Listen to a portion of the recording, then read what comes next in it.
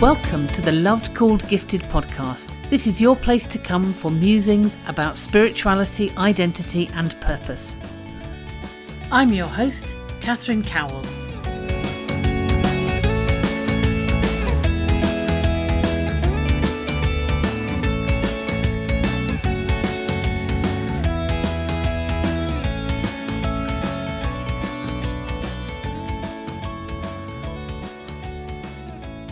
So I'm really delighted to be joined again by Maria Garvey. Do you just want to briefly introduce yourself for people who haven't listened to you the last time that we chatted? Oh my goodness. Well, it changes every time. I mean, I could tell you a list of things that I have done with my life and done in my life. But who I am right now, I think, is a woman who's on the cusp of retirement from all the work that I did over the years and in working with people with intellectual disabilities and others in the margins and revealing their gifts, to a woman who is beginning to embrace the more marginalised parts in myself, I suppose, the parts that when I was busy never had a space to come to the centre. So I'm really, I think, coming to know parts of myself that are wanting to be known at this time in my life. And I think that might happen with aging anyway. Yeah. But it's certainly happening for me. Brilliant. I'm wondering what you have been contemplating that you thought we might chat about today. But actually, I think what's really capturing my attention at the moment is love. How does love get defined outside and beyond how we as human beings think about love? How I, Maria Garvey, in the past have thought about love. Yes. How might love transcend any of my understandings of love?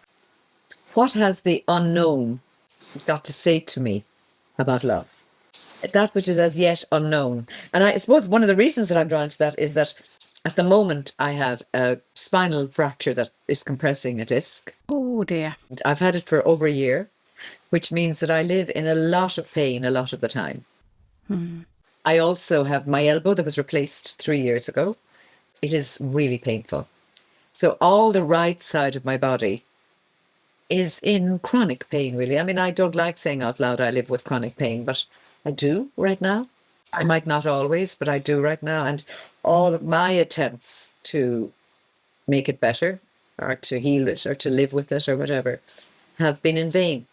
I mean, it just depends on the day, the hour, the moment. People say on a good day, when I have a good day, people say, now, what did you do to make that happen? Because you could learn from that. But it defies my learning. It defies everything I knew about who I was, actually. It defies everything. And the longer it goes on, the more I'm fairly certain that it has come at a time in my life to bring something new into my life that might have no other way of coming. Right? It's been really interesting to journey with this chronic pain and even to, not that I want to put it into any box or anything, but even to see how I am moving with it. All of what it brings up. And it brings up loads. It brings up fear. Is it always going to be like this? It brings up guilt. Am I doing something? Did I do something? Did I cause this? Could I have lived differently? Could I have paid more attention to my body? That brings up shame very quickly. It's like I'm getting old and the body I'm living in now is not one that I wanted, ever imagined for myself. And I must have ignored my body in such a way that now it's not able for the world. And these are all thoughts, obviously, but there's also emotions that a thought generates, or the emotion generates a thought. But in it all, Catherine, for a long time, there was nothing that I would say was love. Right? Maybe it's all love. Maybe love contains it all. But I didn't have them together for a very long time.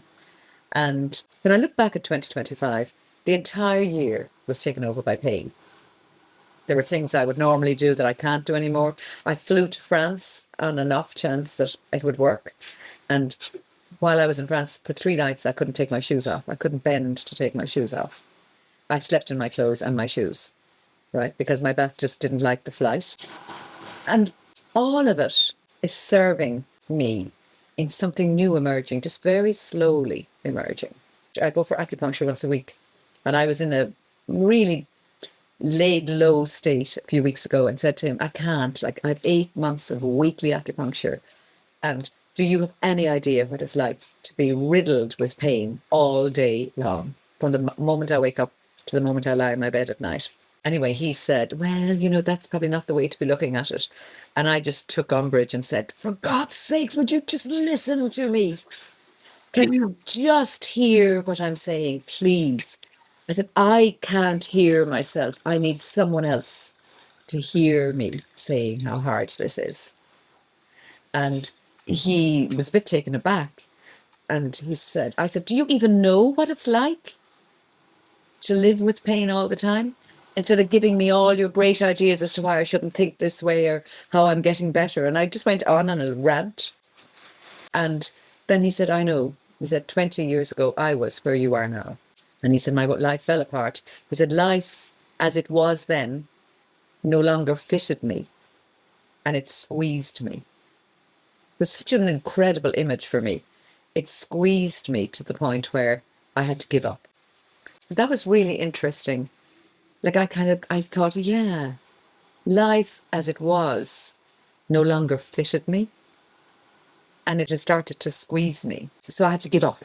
And then he said to me, Maria, that incredible strength in you and that joy and that resilience that has done you so many favours in all of the adversities of life, in dealing with the traumas and dealing with all that you've dealt with in your life and dealing with them gracefully.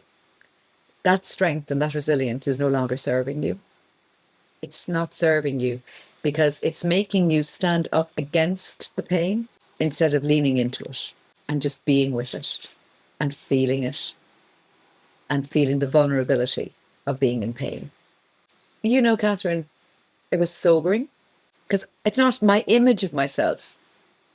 For all I talk about the power of vulnerability, and I do, and we have talked before about the power of vulnerability, my image of myself is that my vulnerability wouldn't come this way, that somehow or other I'd have control over it, that somehow or other it would be a concept more than a reality. And that's not how it is. Like I need help with unscrewing a bulb. I can't, because my right hand doesn't work properly or arm, I can't even change the bulbs in my house. I recently tried to put up a picture on the wall using my left hand to hammer a nail. And now you can imagine what happened.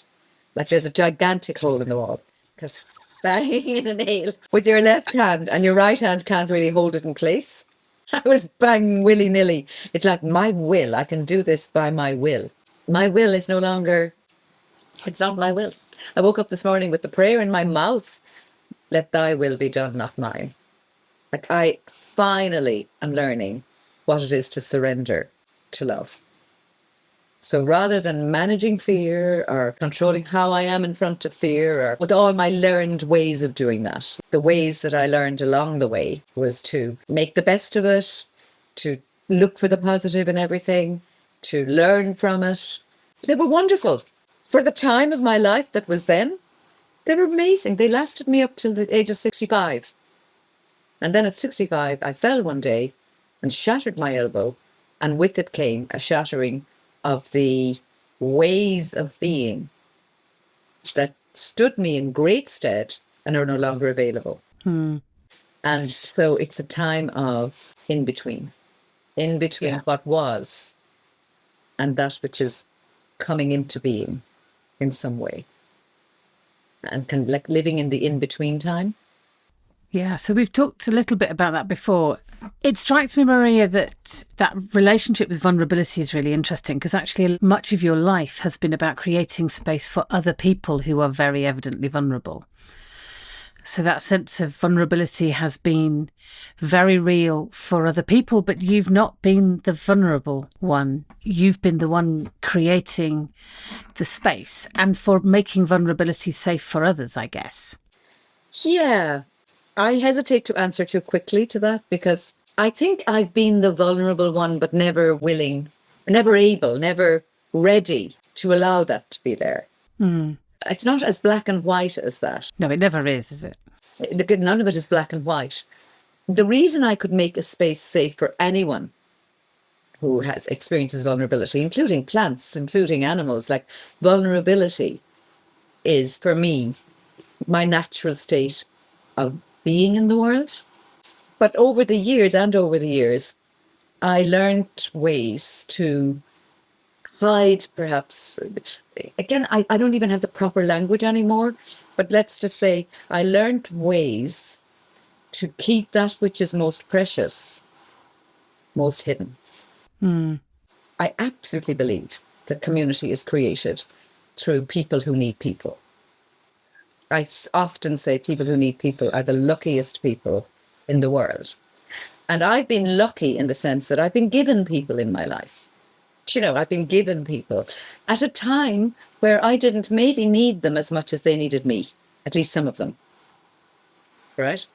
There were those who I probably did need, but didn't know how to reach out to. Reaching out is my fragile part. I am not good at reaching out in general. Probably the part of me that doesn't want to reach out is the part that's afraid that I won't get what I need. Reaching out is not my strong point. My survival instinct is to almost close the wound so that nobody can touch it, not even me.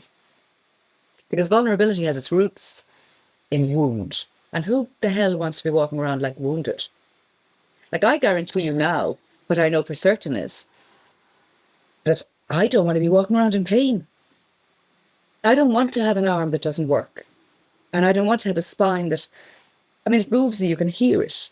It moves me to be so fragile. I'm afraid of getting more fragile. It's like the next stage of my life is to really get what it is to be vulnerable. Maybe not for always, but at least for now. To really get it with all of what it is. Not just some notion, not just some idea, which isn't only a notion, like it's also a truth. Yes. We build community through our vulnerability. But it's much like all the big truths of life. It's way easier said than done. And it happens at different layers, doesn't it? So I very much like creating spaces where people can kind of come and be themselves. And I know absolutely the truth of the fact that vulnerability is really important in that. As somebody who's facilitating that, you kind of make choices, don't you, about, well, I will be vulnerable in this way. I will open up this part of myself. I'm not going to hide all of that. I'm not going to pretend to be perfect. But before this conversation, I'd not really noticed just how curated that vulnerability is. That doesn't make it any less precious and important, but it is so curated. Yes, that's what I'm learning. It's like, as long as I have control over my vulnerability, I can share as much or as little as I want. When my control was taken away, which it was, thanks be to God, because the people I've lived my life with don't have a choice in their vulnerability. I never got that before. I mean, I never thought that they had a choice. I just never thought about it at all. I never thought about surrender. Today is Ash Wednesday as we speak, right? I never thought that invitation, it's the book of Joel this morning in our tradition anyway. And what caught my attention this morning, the words in Lectio, because I do Lectio generally every morning with scripture. Let me just pull it up here. Yet, even now, those three words, yet, even now. I couldn't understand why God would be saying just those three words to me. Like, I stopped and I was silent for quite a while, and then I usually write. It's like I've had a conversation going on with God for 40 years. Starts every single morning with, "Good morning, beloved." So this morning I said, what the hell? Yet, even now. Like, why those words? Because there was a whole lot of wonderful words following, but yet, even now, return to me with all of your heart. And further down it says, rend your heart, not your clothes. Right, it's from Joel chapter 2. And the thing that struck me is, I would never be able to break my own heart open. I don't have that much control. But it has been broken. Like with my bones, so also has my heart been broken. Yeah. And the grief is the loss of my own control. It's not the grief of the loss of a beloved, although I wish my mother was alive. Like 5 years since she died. And I wish I had someone to say, this is really hard too. At least I would said it to my mother. And she just said, oh, loving Bon, of course it is. Darling, you and I talk about creating safe spaces and creating a space where people can access their own joy as well as their own sadness. But often it's to create the space where they can lay down the pain safely. Yeah. Come with all of their hearts. Like maybe now I'm recognizing that the God of love that I pray to will do what it takes to enter my heart. Not have me out there entering other people's hearts, but really bring love to the center of my own heart. And my heart needed breaking. But, I've been stoic in my life, able, like strong, resilient, able to bounce back. And just in this moment of time, I know that what I have to give up is the bouncing back and lean into this pain that in some way is breaking me open. Who wants to be broken open? Who wants to be broken in any way? And yet the people I've learnt most from in my entire life were people who were broken. And now I'm becoming one of those. A broken, open person. And what's interesting for me is that those I've loved so fully in their brokenness, I find it really hard to love myself in my brokenness. And I'm now learning, Catherine, that maybe I found it hard to love myself forever. Maybe this is the time of learning how to love myself. Because to be honest with you, I've always thought loving oneself is a bit selfish. Like I've had this background noise from my Christian upbringing, my Catholic upbringing, that has kind of said, oh, well, love others. But now that line in scripture, love your neighbour as you love yourself. Right? I read, love your neighbour, and that'll be enough.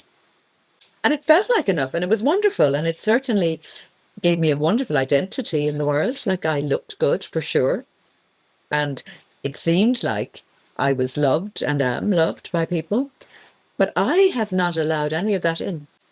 And I'm not sure that I'm alone in that. I suspect I might be just one of the human race. And that, like, I'm crying tears, but they're probably not only mine. Yeah. Yeah. Probably the tears of our humanity when we're not managing or controlling fear, but maybe allowing ourselves to let love in. I can't receive love until my heart is open enough to receive it. And while I've been protecting my heart, I haven't really been able to receive love. I've been able to give it. And I'm not minimizing that at all. I'm just saying something new is happening in my life. And in this new, and in these tears, I'm learning something about love. I don't even know if I'm learning it. I'm experiencing something about love. Yes, I listened to a podcast this morning and they were talking about the spirituality of forest bathing. And this guy was saying that he'd been forest bathing. He said one of the things that really struck him about that experience was that nobody was trying to find meaning in the forest for them. He said in his kind of evangelical Christian tradition, it would have been about, well, I'll spend time in the forest and I will find some meaning. So we were just taken into the forest. We were left there for it to do a number on us. And it feels like there's a bit of a link. Yeah. Yeah. That doesn't feel a bit tangential to me. Because exactly that. I've been a great lady for generating meaning from everything. That's been part of my strength and resilience. Right? Yeah. Now it's like, oh, there's something about stepping into life, not needing to learn, just stepping into life. And let the unknown do its job on me. Let what I don't know, what I'm not in charge of, what I'm not in control of, do its work on me. Many years ago, long before this day came, I fell in love with the scripture text. And for those people for whom scripture isn't their world, forgive me, but it's not even that it's my world. I just find it fascinating. The wisdom, not the theology of it, not even the religiosity of it, but more like just those words of wisdom. And, the very end of John 21, when the disciples have gone back out and they've been on the ocean, and Peter, my beloved Peter, I love Peter. Jesus, his God, his Saviour, his Messiah, has gone, died the death of a criminal. After all of the hope that they'd put in him, he died like a criminal. And God only knows what they felt. I don't know. I'm imagining a lot of it might have been shame and wondering why they'd ever followed him and, wondering about a lot of things, I suspect. And then Peter does Peter, right? In the same way as Maria does Maria and Catherine does Catherine. Peter says, come on, lads, we'll go fishing. And out they go and out into the ocean, and they look back and Tiberias, and there they see somebody around a fire cooking. And John, it's not Peter, John recognizes Jesus, says, it's the Lord. And poor old Peter, without grabbing his loincloth, just imagine, he ran for his life to get into the shore. So I love the Peterness of Peter, the leader, the one who was unstoppable all the time, the one who denied. I recognize all of that. I love lots of the conversation that Peter had with Jesus, the healing bit, where Jesus gives him his ministry, not out of his strength, but at that third time when he says, do you love me, Peter? And Peter suddenly hears it and says, you know everything, we know everything. That everything is full of my denial, you know it all, and you know that I love you. Right? I love the tenderness of that and the Peterness of all of his big gusto, blustering leader that could keep them all lifted up. And you know that I love you, and underneath all of that. And then Jesus said, when you were young, you could do what you wanted to do, go where you wanted to go. Now that you're older, somebody will put a belt around your waist and bring you where you would rather not go. And then it says it in this, he indicated the manner of Peter's death. And then he said, now you are to follow me. After indicating the manner of Peter's death, he says, now you're to follow me. And years ago, I thought, why is this text for me? The poor old Peter looked back and said, what about these others? And Jesus said, well, they're not your concern. I'll be back for them. You are to follow me. And in a way, I think I've been living that journey through the years of being the Maria-ness of Maria, which is very like Peter. Lift people up. And really, I have a capacity for lifting people's spirits and hearts, and always have had. And I'm fun and I'm joyful and all of those things. And in behind it all, that intimate line, and you know that I love you. And I now, and have probably always thought, that it's not the death of Peter, it's the death of Simon. Before he took on his Peter name, like his identity was going to die. He was going to be brought where he would rather not go, into that place that he named himself, and you know that I love you.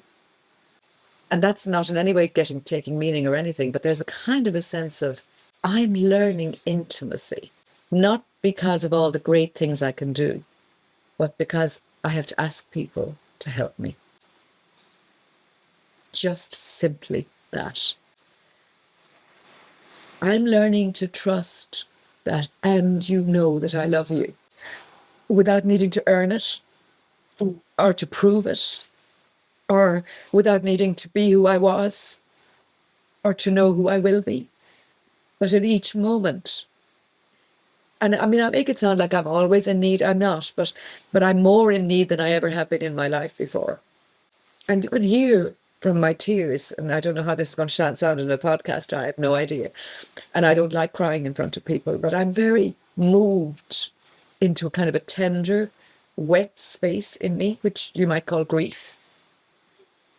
But in that grief, I am encountering love. Yeah.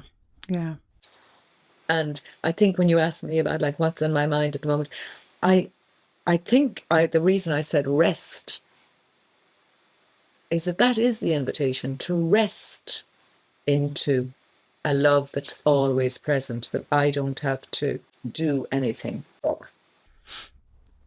At points in this conversation, Maria, you've sort of made it sound as if this is a completely new thing for you. And I wonder how much this is a completely new thing, this kind of resting into love that was not earned, and how much of it is a deeper level of something that you've already spent many years kind of paving the way for and experiencing, at least in part. Yes, that's a great observation. Yeah, it doesn't feel like it's brand new. I mean, it's brand new in that I'm living it in a more extreme way. Maybe, Catherine, I don't know, this is a maybe conversation. Yeah. This is all discovering for me. Maybe I always had the sense of this, the instinct for what it is to be fully human. And it kind of drew me, and has been drawing me. Maybe along with it came the controlling of the fear of what it is to be fully human. So both the possibility of it being so fully together that we can be together in our joy, in our sorrow, in our pain, in our all the parts, like all the Peter parts, the Simon parts, the denial, the love, the all of it, like the messy complexity of being a human being. Maybe I've always been drawn by that. And at the exact same time, maybe there was a part of me always that was afraid of it. So they were going together. They were weaving their way together. I think what's happening now is that my capacity to manage the fear of it is way less because pain has worn me down. Yeah. Yeah.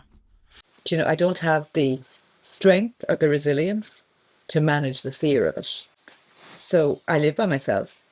I've always lived community in one way or another and still do in this village. Like I have lots of people that I would consider to be community. And yet I realised the other day, I live by myself. I had a particularly bad day and I had vertigo and I was really feeling out of sorts. And I felt really vulnerable. Not just vulnerable, but vulnerable as in, what will happen if I pass out here? How will I manage? And so before I could say to myself, that'll never happen. But as it begins to happen, and I'm not saying it'll continue, hopefully it won't. I mean, hopefully this is just my body tenderly or not so tenderly, certainly insistently, inviting me home to the reality of being fully human with limits. But as much as I'm in front of great fear, I'm also in front of the possibility of love in a new way. Yeah. They're not separate. So you're right, it isn't new. It's just stronger. It's more closer to home. It's, I refer to this as my body calling me home in a way. And it kind of is. It's kind of like, get out of your head, Garbs. Get out of your head. Pain is not something that can be controlled from your head. It needs to be felt in your body.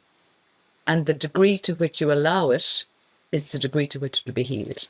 At least that's what I'm told in acupuncture circles and all the natural healing methodologies that I'm using. It's like there is no pill for this. But am I willing to allow myself lean into the wisdom of this body and see what happens? And I am, actually.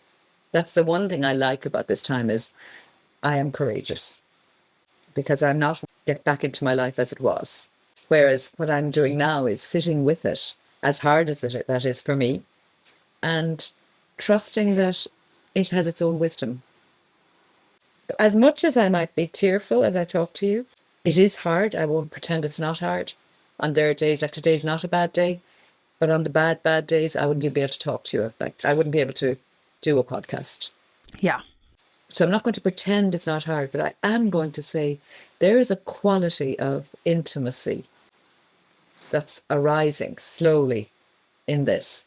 And the intimacy is with me. The intimacy is with me.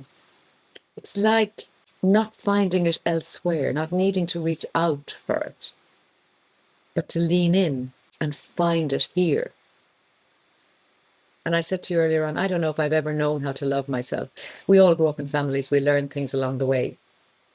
One of mine was to be responsible, right?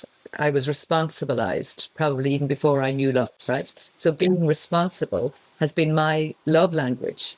If I'm responsible, I'll be safe and I'll be loved. That's fine. I'm not making anybody right or wrong. I grew up in a wonderful family. But what I learned very, very, very young was to be responsible. Or dutiful, probably. And it served me really, really well, Catherine. But it also, in my work and in my life, had me more active than sometimes I should have been, because I had in my head, deep down beyond my own knowing, was responsibility and love were twins.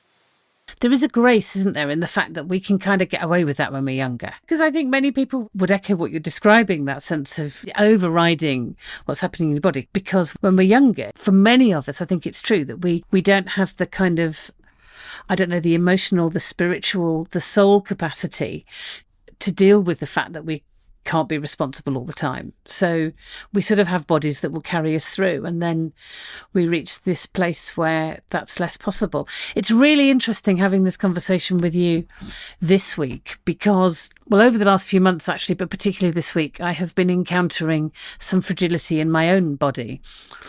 So I needed to go to the GP. I need to have some tests done. And I took a flight in the autumn, and it was a long flight. And I just paid some extra money to be on an aisle seat because I knew that if I had to sit still for like more than half an hour, this was going to be really painful. It's like, but there was an element of fear of, please don't trap me where I can't move, because I don't think I will cope with that. And that is new, you know, that space of vulnerability. Yeah. And I don't know who listens to your podcast, young or old, but like I've spent so many years coaching people through burnout. And I've been saying things like burnout isn't doing too much or doing too little. Burnout is quite often is that the whole of your heart is no longer in something. You're no longer wholehearted.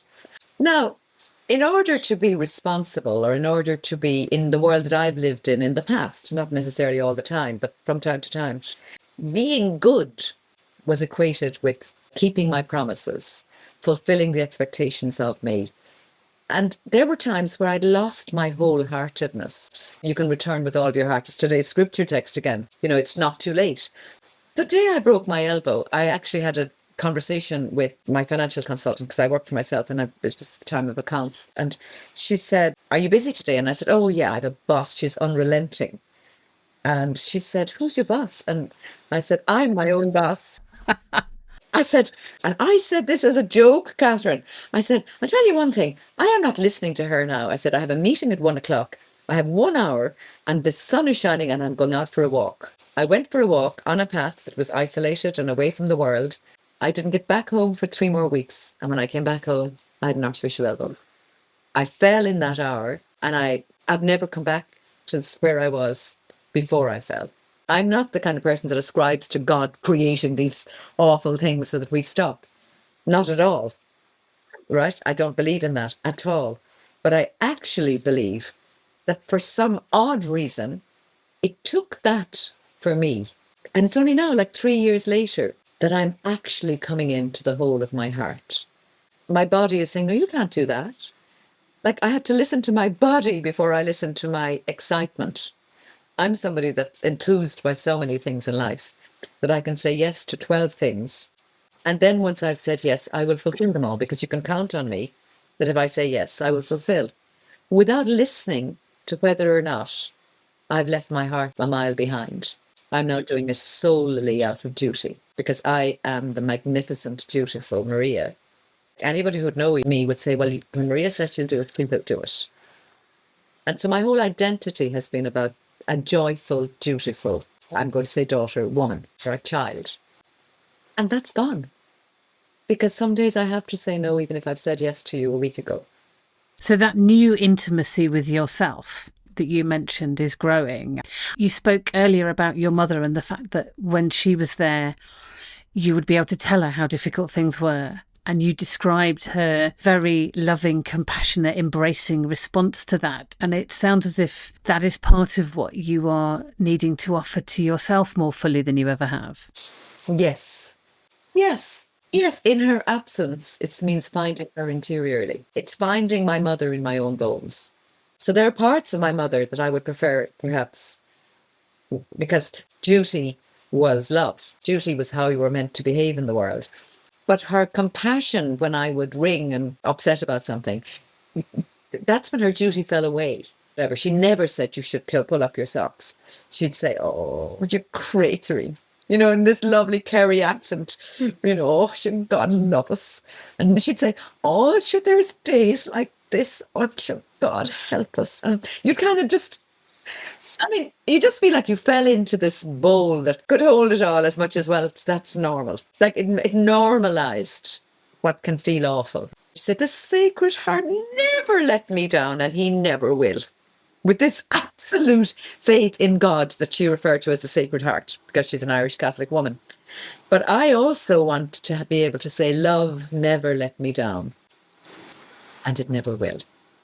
If my surrender is to anything, it's to trust that I don't need to be the one who makes myself well or not well, or I can blame myself. Like my automatic go-to place I've discovered in this few months particularly is, I think everything is my fault, Catherine.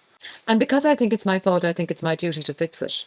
And that would include my father's alcoholism when I was a child. That's how I became really responsible. If I could love him more, then he wouldn't need to drink. It was woven into my bones, but my bones are saying no more of this. My bones are saying enough. We can't carry any more of your notion of what a good person is.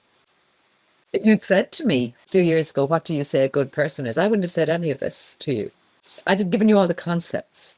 Now I'm realising, oh, Maria Garvey. I actually said to the osteopath, so it isn't my fault that I'm not getting better. He said, you can't make yourself better. It's not your fault. So I heard myself saying, 68 years of age, talking like a little girl, saying, this is my fault. And I realised, oh, now isn't that an interesting, in the background noise? Yeah. You were talking about creating safe spaces of vulnerability where people are safe to put things down. And I suddenly have this image of your bones creating this safe space and love holding you in this safe space where it is safe to put down some of these notions that you've been able to carry, but you can't anymore. Yeah. There's part of me still not wanting to offer you the whole of my humanity. There's part of me saying, I shouldn't be saying all this for a podcast. There's part of me wanting to clean it up and to sound strong. There's two energies. One is the freedom to step into what I really stand for and the cost of that. I would love to hear this kind of podcast in a way, like somebody just saying, it's hard. And it's okay that it's hard. And it's not the end of the world that it's hard. And it's hard. And yet there's a part of me that's saying, I don't ever want to hear myself saying that in the world.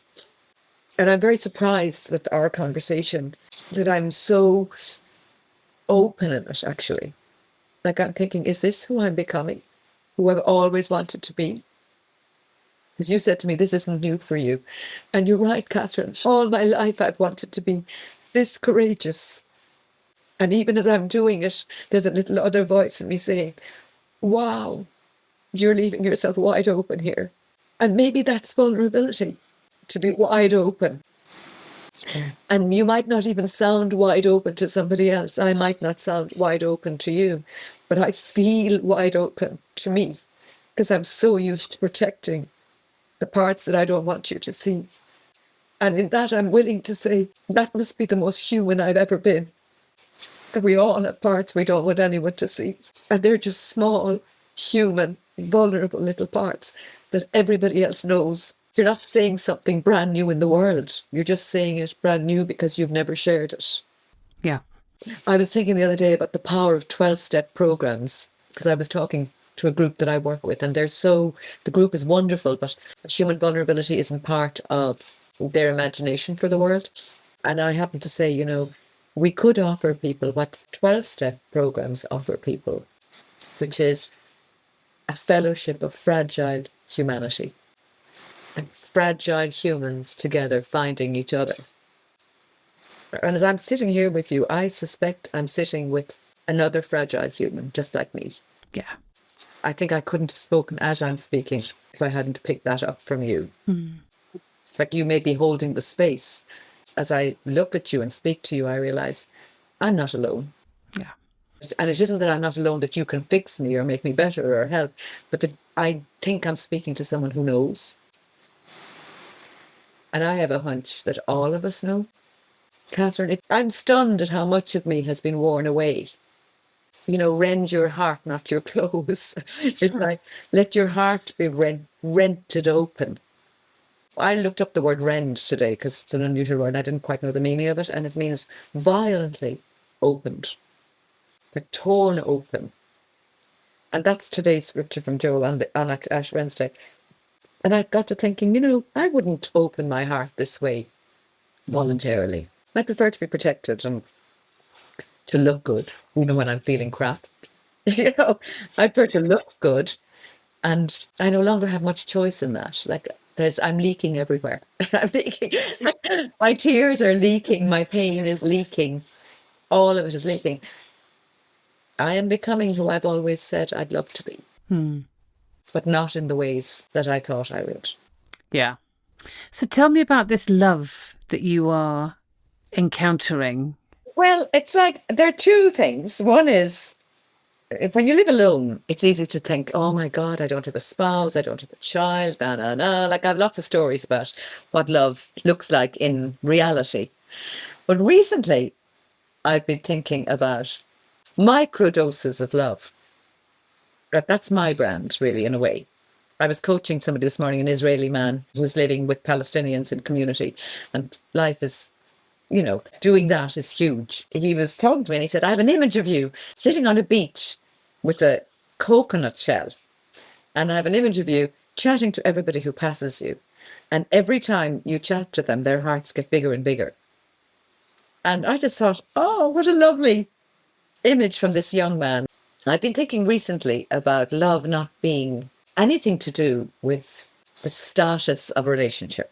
Married, not married, parent, not parent, but everything to do with the moments where your heart rises up, like an encounter with somebody in the post office. And I realized that my life is filled with micro doses of love all the time. Like, this is one of them. So my heart is alive. It's going through all sorts of, as you can see, energies in this conversation. And I was thinking about years ago when I read about the people most at risk of dying by suicide were Tollbooth operators. And I was really surprised. And the second people most at risk were dentists, as it happens. But Tollbooth operators was interesting to me.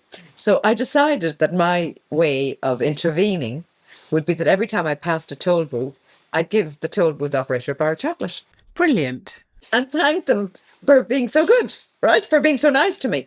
So I did. And I had multiple conversations with toll booth operators over the years. Right now, unfortunately, I have one of those things on my car so I can go through without stopping. But at the time, I just thought this was my way of changing the world. That bars of chocolate in the car for toll booth operators was my way of making a difference. And it got me thinking, actually, just recently, I was laughing at the whole idea. How do you walk in the world with the possibility of being a microdose of love? Like, you walk as a microdose, right? You don't give a microdose, you just are a microdose of love. So it's much less onerous. The whole thing about the microdoses is that the theory behind it, and it's not just my theory, but I've read about it. If you give it, or if somebody receives a microdose, it automatically comes back to you. It's not like you're going around doing this. It's like you're creating it each time you're in an encounter. So for me, it's really magnificently enticing to walk in the world as a microdose because it has no pressure. It's nothing to do. You don't earn it. You don't do it. You don't choose it. You don't control it. You just are it. And so I've been thinking a lot about just the freedom of knowing just simply that love is microdosing everywhere. We don't talk about it, we don't notice it because we think love is something different. I think love is something different. Maybe, I said earlier, responsibility, I had it equated with love. Safety can be equated with love. Security, feeling something good, like feeling joy. But what if love was all of it and held together, made possible by microdoses? What if all of it, the grief, the sorrow, the anger, the joy, the loneliness, every bit of it all existed and was woven together with microdoses of love? I have great fun having these thoughts because I have great fun thinking, like, how could I do it today? How could if I'm passing a stranger in the street, I make eye contact and that's my microdose. And I'm amused by it all. I've just discovered that one of my greatest gifts in life is I'm amused by life. I find life entertaining. Now, you would never have known from the first part of this conversation, but I even find this entertaining. I find the fact that I can be talking to you about microdoses and talking to you about being completely vulnerable. I can be saying, I'm showing you a side of myself I don't want anyone to know. And I can at the exact same time be thinking, this is just another microdose. Well, there's an amusement going on in the back of my head a lot of the time. Yes. I had a moment yesterday. I was struggling a bit yesterday. Just life was feeling quite a lot. And I'd gone to study at somewhere where I was having a bit of lunch, and it just hadn't worked. As I was leaving this pub, I managed to confuse some people who were at a pool table because the door was sort of past them. And there was just this moment when they were looking at me. I said, no, it's all right, I'm just leaving through the door. And this guy grinned at me and said, I find that's better than the window, isn't it? And I said, yes, absolutely. I find that generally to be the case. But it simply lifted me. That moment of humour was absolutely the microdose that I needed. And my energy just shifted in that moment. It completely shifted. And my health and my pain and everything shifts with microdoses. Is that both giving them and receiving them? Oh, yeah. Yeah. Something funny will happen. Somebody will say something funny. Like, they mightn't be offering a microdose. I'm listening for microdoses. I'm constantly amused. Like, my microdoses are usually amusing. Like, I don't know if you can see, I've dyed my hair purple. Oh, brilliant. I'm now just about to get a tattoo on my wrist of an elephant. It feels like fun.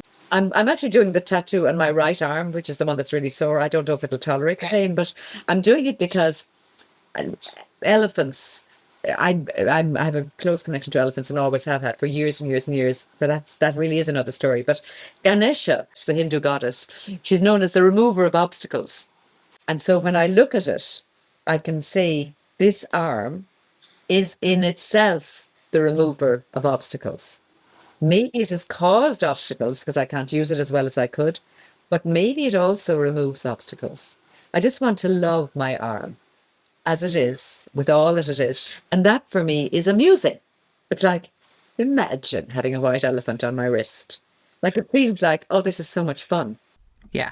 Because fun has been always for me a big microdoser of love.